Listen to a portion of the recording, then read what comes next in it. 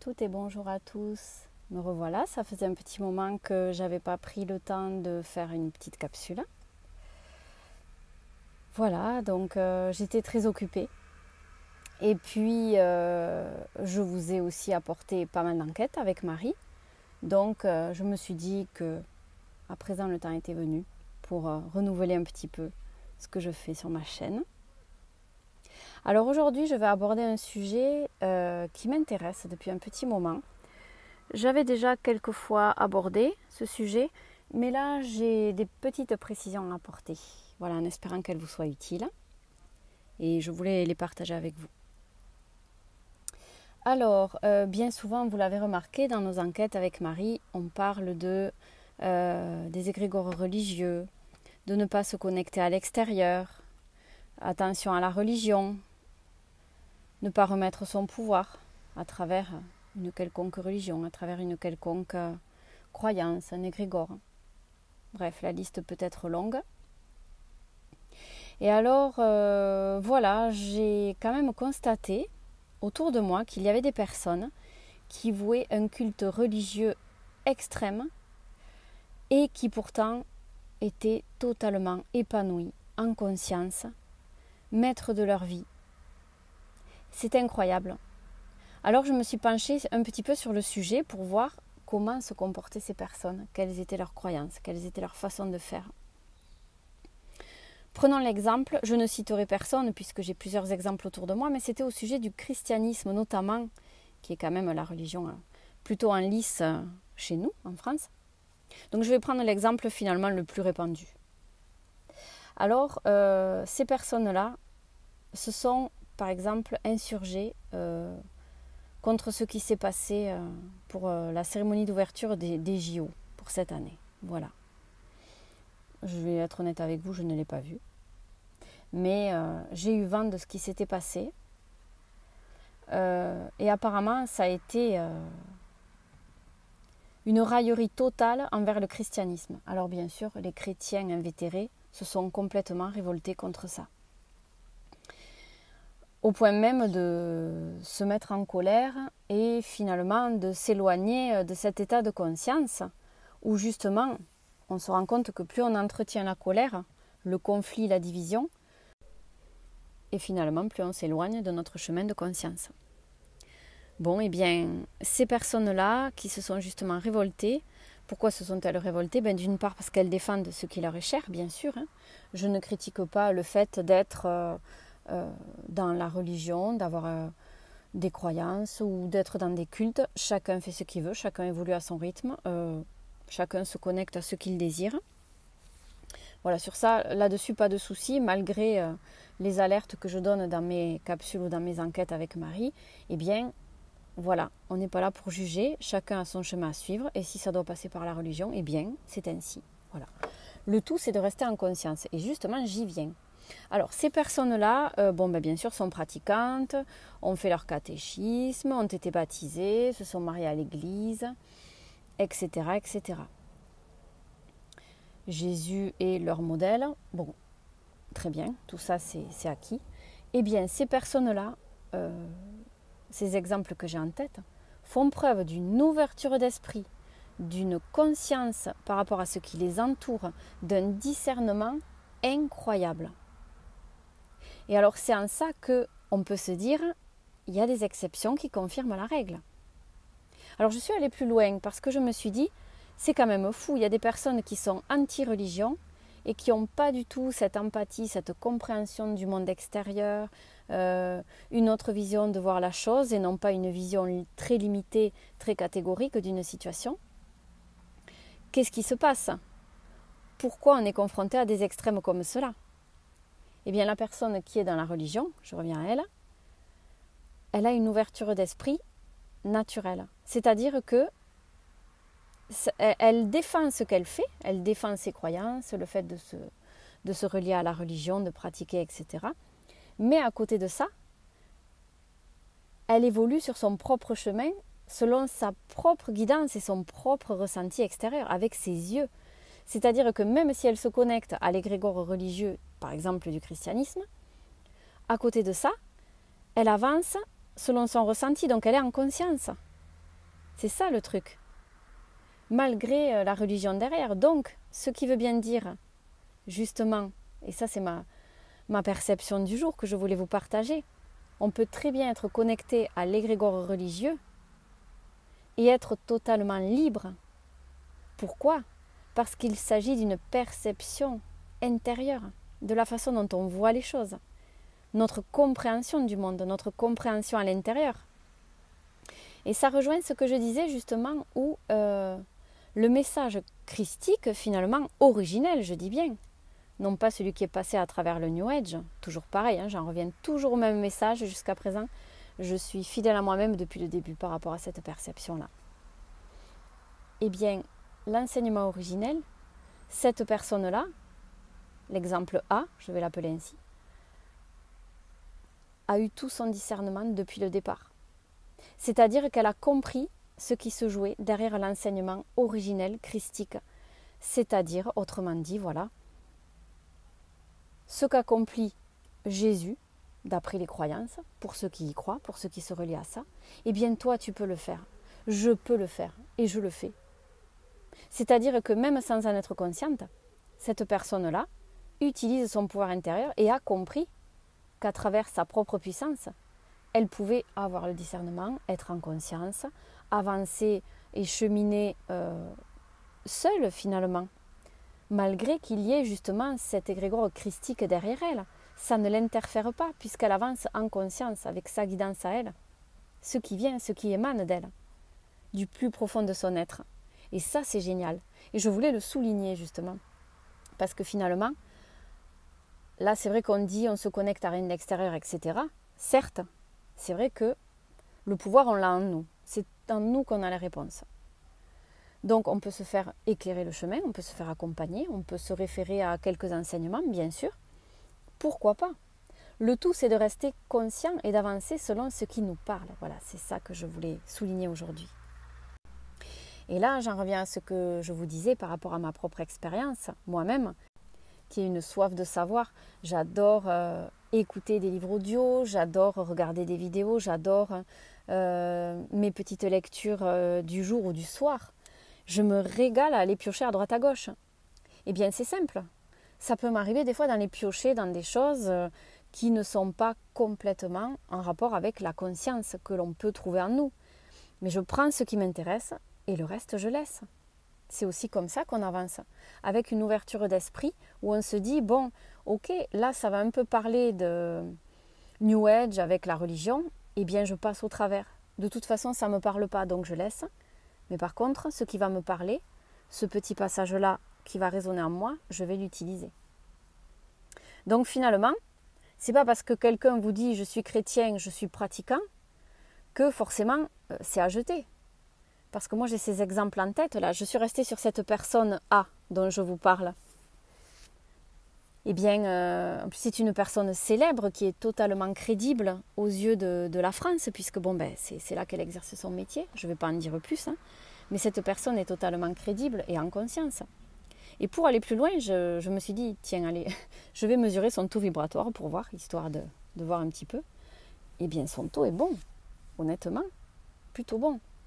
Le discernement suit, et puis il y a beaucoup de personnes qui suivent cette personne-là parce que justement elle est cohérente, elle est fidèle à ses idées, elle déverse la vérité et elle reste droite dans ses bottes, qu'importe ce qu'elle fait derrière, puisqu'elle est en conscience, elle est connectée à ce qui vibre pour elle et elle est prête à n'importe quoi pour dévoiler sa vérité, quoi qu'il en soit, quoi qu'il en coûte derrière, quitte à être montré du doigt, accusé. C'est un peu comme les chercheurs de vérité ou ce qu'on pourrait appeler parfois les lanceurs d'alerte. Bon, là aussi c'est pareil, il faut avoir son discernement par rapport à tout ça. Mais voilà, cette personne-là est droite dans ses bottes. La vérité est ce qui l'anime. Et même s'il y a le christianisme derrière, eh bien, ça ne l'impacte absolument pas. Bien au contraire, je pense que c'est ce qui la porte, dans le sens où ça lui donne une impulsion de conscience, une énergie supplémentaire qui l'inspire et à travers laquelle elle se retrouve en elle et elle peut exprimer pleinement, s'expanser, révéler qui elle est.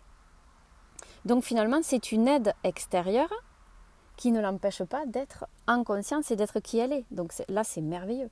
Et des exemples comme ça, j'en ai vu 3 ou 4 à peu près dernièrement. Là, je me suis dit, c'est quand même fou de pouvoir être connecté à la religion et de ne pas être interféré, d'être pleinement conscient, d'avoir un taux vibratoire sympa, une belle énergie. Quand on écoute ces personnes, on se sent dans notre vérité à nous aussi, ça résonne avec nous. C'est fabuleux, quoi. Voilà, donc c'était ma réflexion du jour et je voulais vous la partager parce que, eh bien finalement, en conclusion, qu'est-ce que je pourrais dire? Attention aux idées toutes faites, aux jugements tout faits, aux apparences. Et voilà, allons voir ce qu'il y a derrière, ce qui se cache. Parce que parfois, on juge un peu hâtivement et on se dit « Ah, si j'étais allé au-delà de mon mental, si j'avais suivi mon ressenti, eh bien, j'aurais pas conclu trop hâtivement. » Et bon, rien n'est irréversible, bien sûr. Mais voilà, ça nous aurait évité de faire peut-être ce faux pas. Mais d'un autre côté, c'est utile, puisqu'à travers ça, on a tiré une leçon. On s'est dit, bon ben voilà, ne pas juger trop rapidement. Déjà, si on peut, déjà ne pas perdre d'énergie à juger, ça déjà c'est bien, parce qu'on n'a pas de temps à perdre finalement. Il faut qu'on continue de fouler notre chemin de conscience et éviter de s'égarer dans des futilités où on peut se diviser, se mettre en colère les uns contre les autres, critiquer un tel.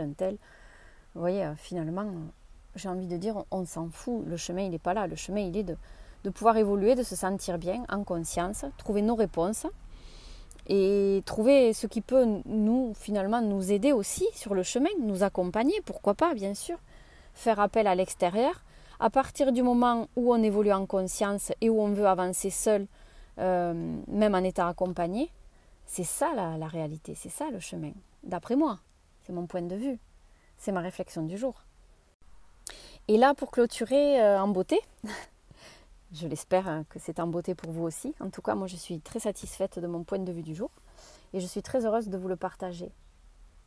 Voilà, ça me met en joie de le partager et d'en parler. Donc, c'est juste pour moi. Voilà, donc ce que je tenais à partager pour clôturer, c'est les perceptions que l'on peut avoir d'une situation. Comment on peut se fourvoyer au sujet des personnes, au sujet des événements, au sujet de ce que pense une personne. On n'est pas dans sa tête. Et combien de fois on fait des projections sur les gens, les choses, les événements. C'est incroyable. Donc finalement, là, je me suis rendu compte que la perception des uns et des autres était complètement différente à travers leur vécu, leurs filtres, leurs propres interférences aussi. Ça entre en jeu. Une personne interférée qui est dans une situation assez négative où elle attire des énergies négatives va avoir une perception complètement négative d'une situation, alors qu'une personne qui est par exemple dans un état d'esprit positif, qui attire à elle des choses positives, va voir les situations positives et non pas négatives. Donc la perception et le filtre ne seront pas les mêmes. Attention aussi aux personnes qui restent dans le silence. Ça ne veut pas dire qu'elles ne font rien, qu'elles sont inactives ou qu'elles n'en pensent rien. Il n'en est rien. D'où l'intérêt, je voulais justement souligner ça, de se renseigner, d'avoir sa propre vision de l'événement. Voilà. Et ne pas tenir compte, sans avoir vérifié par nous-mêmes, de ce qui se dit, de ce qui est. Derrière les apparences, il faut chercher la vérité, notre vérité. Donc une personne qui va vous dire « voilà ce que j'ai vu, c'était très négatif ». Une autre personne va vous dire « moi j'ai vu ça, c'était très positif » et vous, vous êtes au milieu et vous avez vu la situation de vos propres yeux qui était neutre par exemple. Vous voyez ? Toutes les perceptions sont différentes à travers les filtres, à travers les interférences, à travers notre vécu, nos croyances limitantes, notre transgénérationnel, les éducateurs que l'on a eus. Tout varie. Et une personne qui est dans le silence peut faire beaucoup plus que ce que l'on croit. On peut croire qu'elle est inactive, on peut croire qu'elle n'en pense rien, on peut croire qu'elle ne fait rien, alors qu'elle en fait énormément. Simplement, la communication n'a pas pu s'établir, donc nous n'en savons rien. Nous n'en savons rien. Donc c'est pour ça, dès qu'il y a une situation qui n'est pas claire, vérifiez par vous-même, de vos propres yeux. Allez expérimenter avec la situation ou la personne en question. Allez voir ce qui se joue derrière. Mais surtout, ce qu'il faut à tout prix, de mon point de vue, c'est éviter les projections, éviter les jugements de valeur, éviter. Tant qu'on ne sait pas, à travers notre propre filtre, puisque c'est à travers ça qu'on sait, c'est notre vérité, ce n'est pas forcément la vérité d'une autre personne. Allons vérifier, tout simplement. Et là, on pourra se faire une vision claire à travers nos yeux. Pareil pour une personne qui est dans le silence, qui ne parle pas. Vous ne savez pas ce qu'elle fait. Vous n'êtes pas là pour le voir, vous n'êtes pas là pour le savoir. Faites-la parler. Entrez en communication avec elle. Dites-lui ce que vous ressentez. Eh bien voilà, moi, ma perception, c'est celle-là. Quelle est la tienne? Pourquoi es-tu silencieux? Pourquoi ne parles-tu pas? J'ai envie qu'on établisse un dialogue ensemble, qu'on échange. Et c'est valable pour tout ça, hein, pas que pour les situations où vous ne savez pas réellement ce qui se joue. Mais voilà, l'important, c'est vraiment d'aller creuser derrière, voir ce qu'il y a, se faire son idée. Parce que les projections, c'est ce qu'il y a finalement, entre autres, de plus toxique. On ne peut jurer de rien. Chacun a sa vérité. Du moment, puisque tout évolue de toute façon. Tout est impermanent. Ne partons pas trop vite en besogne. Observons. Voilà, cherchons à savoir. Confrontons-nous à la réalité, notre réalité, qui n'est pas forcément celle d'autrui. Alors du coup, voilà, par rapport à ma capsule du jour, tout ce qui est religion et égrégore, j'ai parlé particulièrement de la religion, mais il y a aussi les égrégores auxquels on se relie. Hein. Un égrégore, c'est une croyance limitante finalement, une pensée qui est répétée par une personne, puis par plusieurs personnes. Tout entre en résonance, en vibration. Donc, ces vibrations s'accumulent, grossissent, prennent de l'importance, de l'ampleur et ça constitue un égrégore. Et plus les mêmes pensées se rejoignent, plus l'égrégore sera gros. Donc, j'ai pris celui de la religion parce que c'est vrai que ces derniers jours, j'avais eu ces exemples-là à vous raconter, faire ma petite capsule du jour. Mais il n'y a pas que ça, hein, comme égrégore, il n'y a pas que la religion. Donc, tout ça, ça peut s'appliquer à n'importe quel égrégore, n'importe quelle croyance. Prenons une des croyances les plus répandues. La femme est soumise dans cette société. Voilà, par exemple. Eh bien, pourquoi ne pas aller voir derrière ça? Parce que finalement, quand on s'oriente vers une autre croyance, où justement la femme a évolué, elle est devenue puissante, elle a un statut, elle est autonome, elle fait beaucoup de choses à la fois, elle est très courageuse, elle s'occupe à la fois de la famille, du travail, de ses loisirs, de l'administratif. Une personne qui va s'orienter vers cette croyance-là, elle va aller derrière la croyance et l'égrégore soumission de la femme, et qu'est-ce qu'elle va voir? Elle va voir que finalement, au-delà de ça, la femme est bien plus puissante que ce à quoi on l'a réduit. Et vice-versa. Une personne qui va avoir la croyance limitante et qui va y croire dur comme fer que la femme est soumise, elle ne va voir derrière cet égrégore-là de la femme est puissante que des femmes soumises parce qu'elle vibre là-dessus. Donc, au-delà de ce qu'il y a, elle va voir ce sur quoi elle est connectée. Et c'est justement un moyen excellent, si elle est alerte, en conscience, si elle est prête à ça, pour justement dépasser ses croyances limitantes et voir qu'elle peut, au-delà, constater autre chose. C'est comme l'égrégore de la religion. C'est ce qui m'est arrivé dernièrement, là où justement je me suis dit, c'est quand même incroyable. Je pensais qu'en étant connectée à l'égrégore christique, cette personne-là avait remis son pouvoir à l'extérieur. Par exemple, quand on prie Dieu, vous voyez, moi j'étais dans cette optique. Une personne qui prie Dieu, Dieu Tout-Puissant, je t'en supplie, pardonne-moi de mes péchés, exauce-moi, donne-moi la santé. Alors ça, c'est l'exemple illustre de remettre son pouvoir à l'extérieur. Eh bien justement, je suis allée au-delà de cette croyance, en constatant que la personne A dont je vous parle depuis le début, était justement très puissante et ne se reliait à rien finalement, qui aurait pu lui faire perdre son propre pouvoir. Alors oui, c'est une fervente pratiquante de la religion du christianisme, bien sûr, mais au-delà de ça, elle est libre. Et c'est ça que je veux mettre en lumière. Et ma conclusion du jour sera donc, vous l'aurez compris, allons au-delà des apparences, allons voir ce qu'il y a derrière, faisons preuve d'ouverture d'esprit, ne partons pas trop vite en besogne pour juger, pour étiqueter, pour faire une projection sur une situation ou une personne. Et même, encore mieux, si on peut éviter de perdre de l'énergie dans des jugements de valeur, dans des jugements d'autrui, où on se perdrait dans la colère, dans la division, dans la lutte, dans l'opposition, alors là, c'est la cerise sur le gâteau. Je vous souhaite une très belle soirée, un bon dimanche, et je vous dis à très bientôt. Merci pour votre confiance, votre fidélité, votre ouverture d'esprit. Vous êtes toujours autant géniaux, et c'est sincère. À bientôt mes amis. Au revoir.